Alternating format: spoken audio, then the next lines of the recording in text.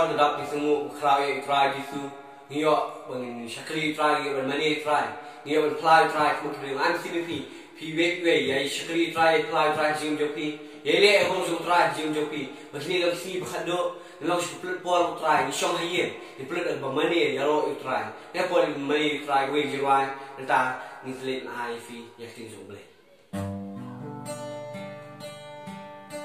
Wan min simbakun hanga minta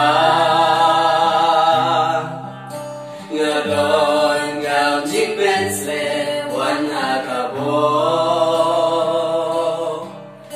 kan bunga iyami yolo nya ben sim jonga membangasi ngalang kami yami Wan min simbakun hanga minta ngadon ngam jik ben sle wan akabo kan bunga iyami yolo ya men sim jonga membangasi ngalang kami yami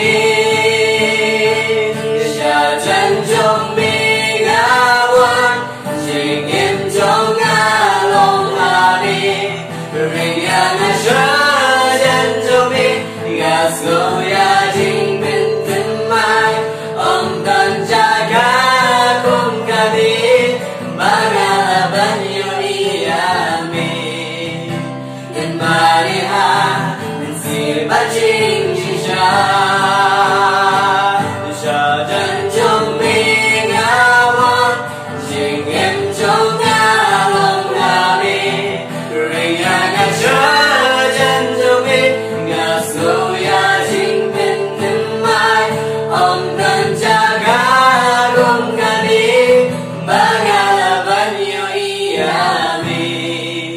dan mariha si bajing jisha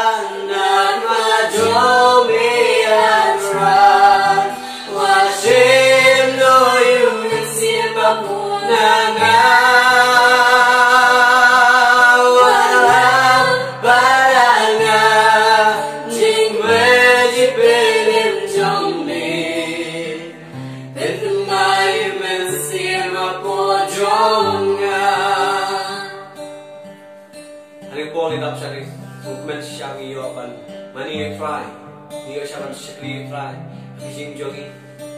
Sudah ini jingye jongpi, telepon bu jingduwai utang jongpi. Sudah jingye le jingye tran pelat kita jingye jongpi. Kalau pi berhan kiak jingye jam jing jongpi. Telepon duwai utang jongpi, baik berlok jangan. Pelat ini boy pencuri dong serta. Kalau si bayar aku try kalau saya pakai shakli kor, kadang sama pakai shakli kor, jing jongpi. Telepon duwai utang jongpi.